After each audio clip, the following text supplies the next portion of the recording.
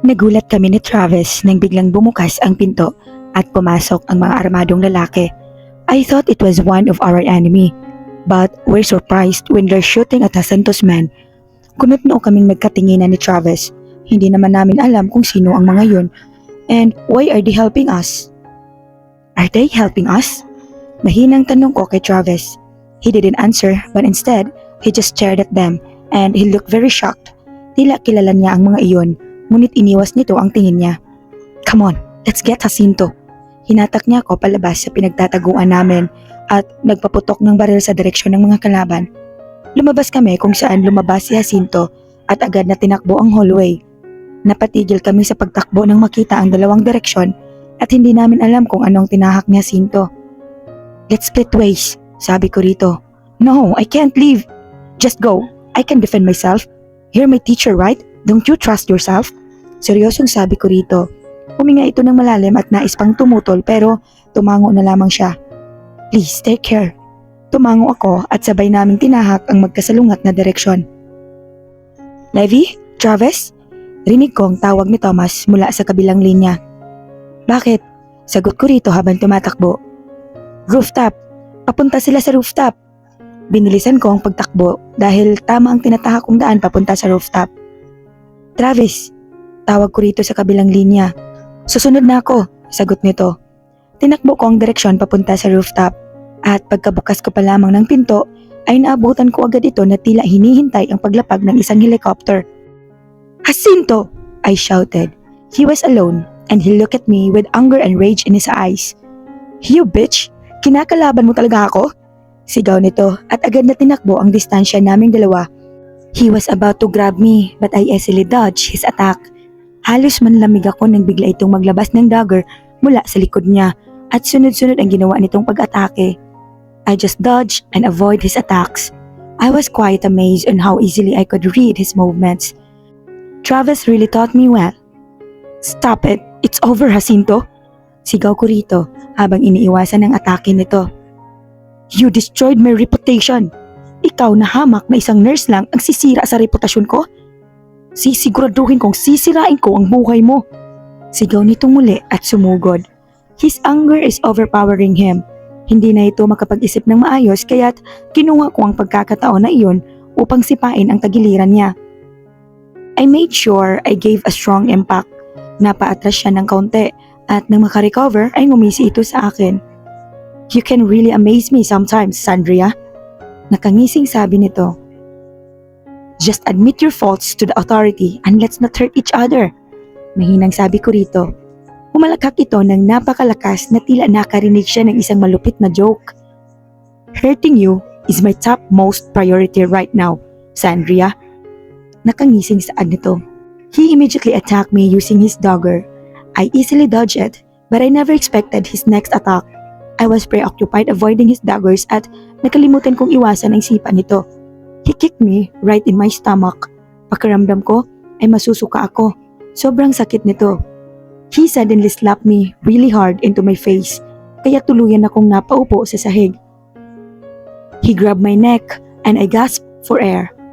I felt an excruciating pain in my neck and chest as he tightened his grip. If you're going to kill me today, try harder. Nakangising saad nito.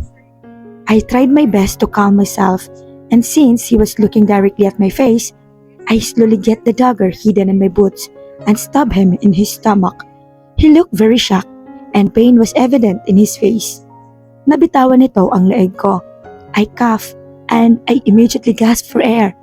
I could feel my eyes starting to produce tears as I stared at his bloody body. He was sitting and holding his stomach. Nanginginig ang katawan kong lumapit sa kanya. Sorry.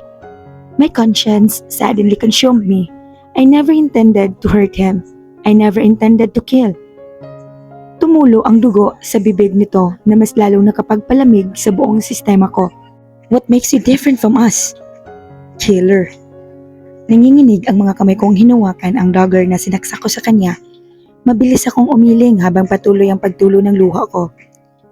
Hindi ko sinasadya. Mahinang sabi ko rito. You lie and you kill in the service of liars and killers. You pretend to be separate, to have your own code. something to make up for the horrors. But they are part of you, and they will never go away. You will pay for this. It will not end here. I think my heart stopped beating for a moment when he suddenly stood up and ran towards the railings and jumped. My whole body was trembling. I was having a hard time processing what just happened. No, I whispered. No! Agad akong tumakbo papunta sa railing at tumingin sa baba. To my horror, I saw his dead body lying on a cold ground. Levi! Baby? I was staring at his body. I can't believe I killed a man. What makes me different from him? I didn't kill him, I whispered, trying to make myself believe. My whole body was trembling. My heart was racing fast, and my tears streamed down my face endlessly. Hey, baby! A strong and warm hand suddenly grabbed me. The next thing I know, he was hugging me. He pulled from the hug and cupped my face. Baby, hey, are you okay? Pinasadahan nito ng tingin ang buong katawan ko. His finger traveled to my cheeks and to the corner of my lips. I saw him clench his jaw. Mabilis akong umiling at inalis ang pagkakahawak nito sa akin. I didn't kill him. Patuloy na bulong ko. Inilibot ko pang mata ko at nakita si Travis sa likod ni Drevon. Mas lalong nanginig ang buong katawan ko. Tumingin ako sa kamay ko at kitang-kita ang dugo na nandito. I shook my head, trying to make them believe I didn't do it. Naglakad si Travis papunta sa railing at tumingin sa baba. We need to get out of here. Seryosong saad nito. I'll take her home. Clean this mess, Travis. Malamig na saad ni Drevon. Drevon suddenly carried me. Bridal style. I hate him, but I have to admit, he's all that I need right now. Mahigpit akong yumakap sa leeg nito at ibinaon ang aking mukha doon. I cried loudly in his shoulder. Sorry, hindi ko sinasadya. I whispered. I felt him kiss my head and tighten his grip in me. It's okay, baby. I'm here now. Sa kabilang banda, sobrang lutang ng utak ko at hindi ko na malaya na nakauwi na pala kami. The whole mansion was quiet and peaceful. Tulog ng lahat ng tao. He carried me to my room at nilapag niya ako sa kama. Pagkalapag niya sa akin ay umalis siya sa harap ko. Pumunta ito ng banyo. Pagbalik niya ay may dala na siyang planggana na may tubig at towel. He started wiping my face and my hand. I stared at the water as it turned red from blood. Muli na namang sumikip ang dibdib ko. Matapos niyang linisin ang mukha at kamay ko, ay naglakad ito papuntang cabinet at kumuha ng damit. Change your dress, sabi nito at nilagay ang damit sa harapan ko. Agad ko namang hinubad ang damit na suot ko at sinuot ang t-shirt na binigay niya. Narinig ko ang pagtikim nito na tila nabilaukan kaya't napatingin ako rito. Ayos ka lang? I asked worriedly habang sinusuot ang t-shirt. Umiwas ito ng tingin at nakita ko ang pamumula ng pisngi nito. Yeah, sagot nito. Napakunot na lamang ang noo ko at nagkibit balikat. Tumayo ako upang hubarin ang skirt na suot ko nang bigla rin siyang tumayo. I paused from what I'm doing and look at him. Nakatalikod na ito. Magpapalit lang ako ng damit, babalik ako. Hindi pa ako nakakasagot nang bigla itong lumabas ng kwarto. Nagpalit ako ng short at humiga sa kama. I stared at the ceiling and a sudden flashback came into my mind. Never in my life did I intended to kill someone. I was a nurse and I chose to be one because I wanted to help people to survive, to give hope to those who struggle to survive. Jacinto almost killed my son. I shouldn't be feeling guilty, but I just can't be happy. Naramdaman ko ang mainit na braso ang pumulupot sa bewang ko.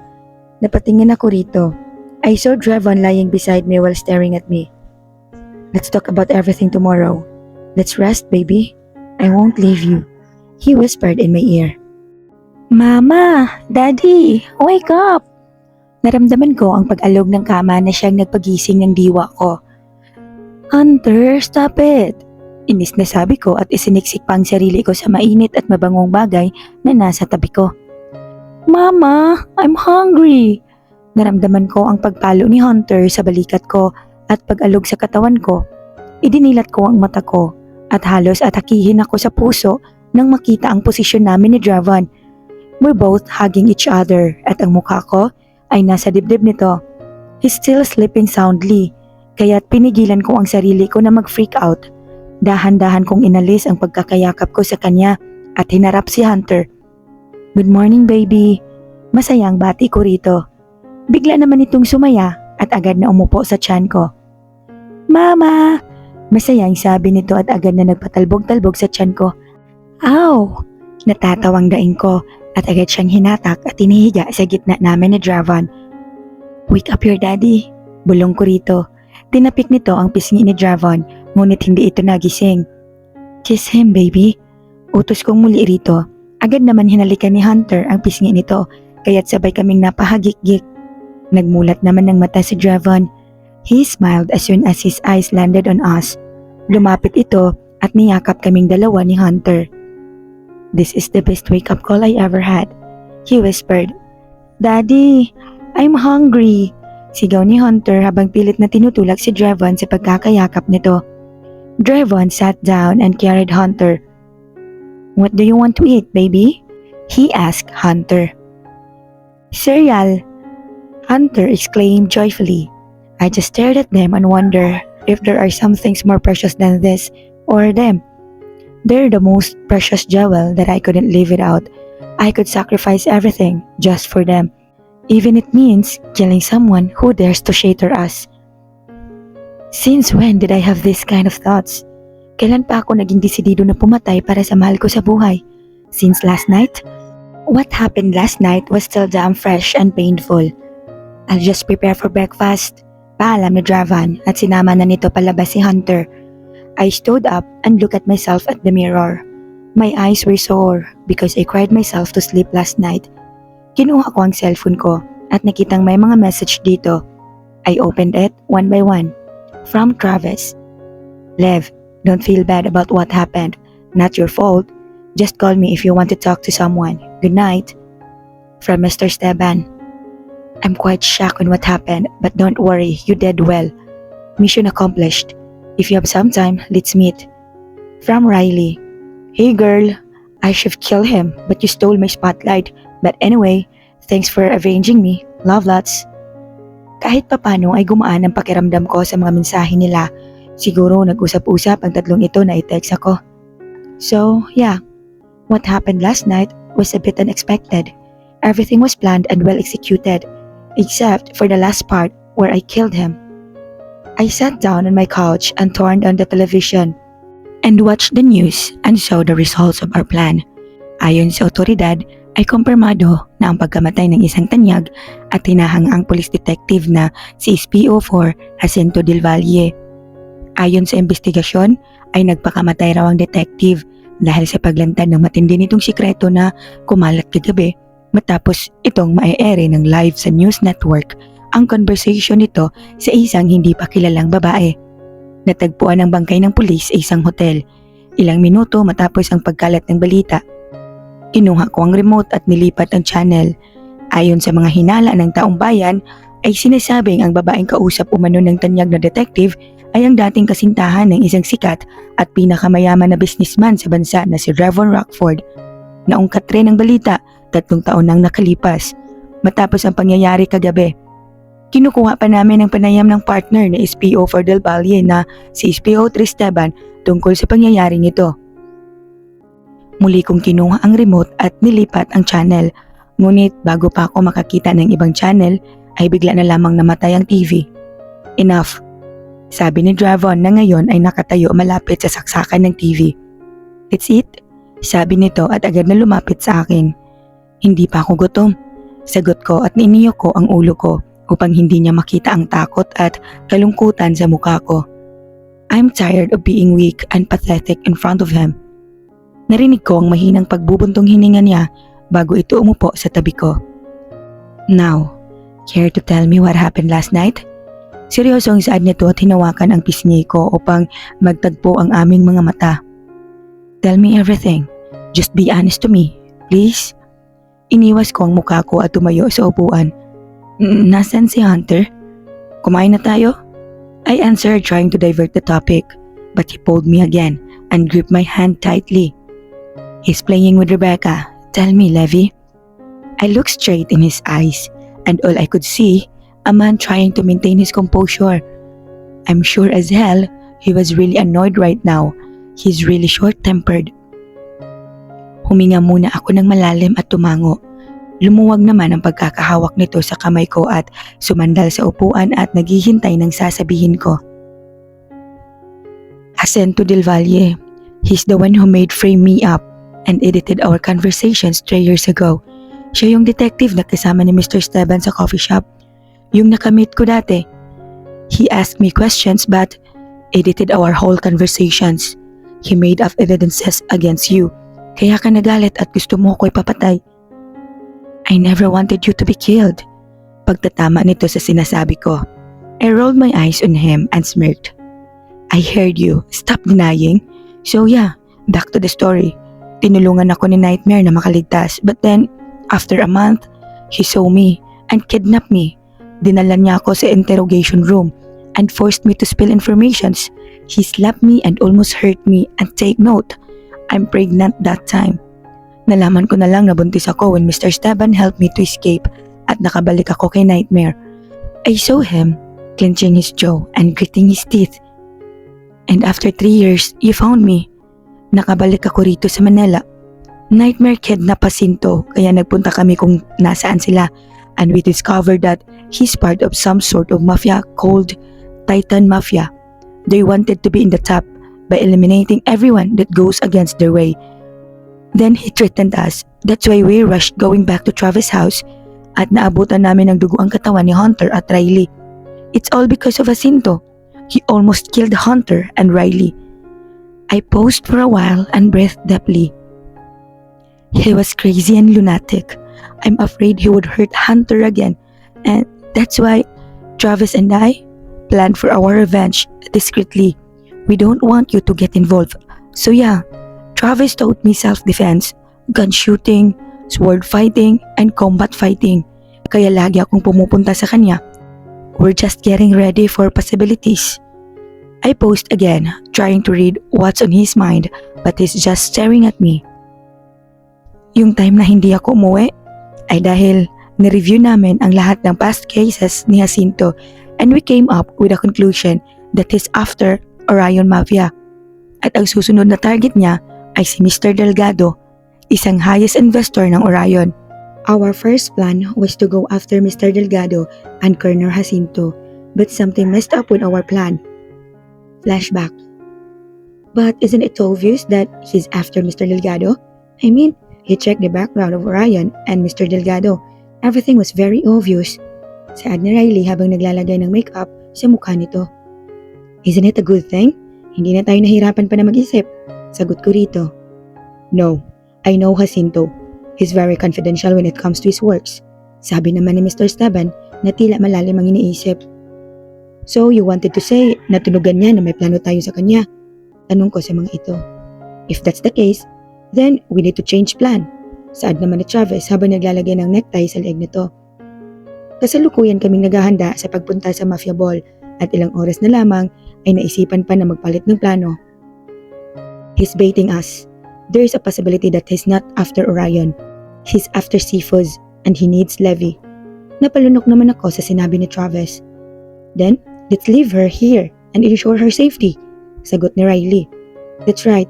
Sabi naman ni Travis, ngunit umiling si Mr. Esteban. If he's baiting us, then let's bait him too. Let's caught him in his own trap. Seryoso yung saad ni Mr. Esteban habang nakatingin sa akin. Napatingin si Travis at Riley. You mean, Levi's going to be our bait? Hindi makapaniwala yung saad ni Riley. No, that's risky. We can't do that. Sigaw ni Travis. Let's do that. Saad ko kaya't napatingin silang lahat sa akin. No, we're not trading lives, Levi. Sigaw muli ni Travis. Sasagot pa sana ako nang muling magsalita si Mr. Esteban. Allow me to voice out my plan. Napahinga ako ng malalim at lahat kami ay tumingin kay Mr. Esteban. We will be divided into 2 groups. Travis and Levi, me and that brat. Saad ni Mr. Esteban habang tinuturo kami. Hoy, sinong brat? Inis na sigaw ni Riley, but Mr. Esteban just ignored her. Travis and Levi would follow Jacinto. Pretend that you don't know his plan. Act like you were caught in the act, then wear this. Sabi niya sabay abot ng isang maliit na device sa amin ni Travis. Levi, You need to initiate conversation with him, exposing his evil sides. Then, kami na Riley, we would be the middleman. Iko-connect namin ang conversation niyo sa isang media outlet and expose him via live audio stream. And you can't let him escape. And if possible, don't kill him. Let him suffer in jail. End of flashback. That's our plan. But shit happens and someone called him and informed him about that news. Then I ran after him towards the rooftop. He attacked me first. I just fought back. I didn't mean to kill him, but he strangled me to death, so I stabbed him and he jumped on the railings. Sabi ko rito at halos hingalin ako sa haba ng kwento ko. He's just staring at me, but anger is evident in his eyes. He's lucky you're the one who killed him. Malamig na saad nito na ikinakunot ng noo ko. I killed him, Drevon. How is that lucky? Inis na saad ko rito. Do you know why he jumped on the railings? Malamig na tanong nito kaya't wala sa sariling napailing ako. Because he knew I wouldn't let him die. I would keep him alive. I'm going to rip his body into pieces. And not gonna kill him. I'm going to let him suffer alive in the most excruciating pain in every way I know he fears. I'm going to make him scream for his own death.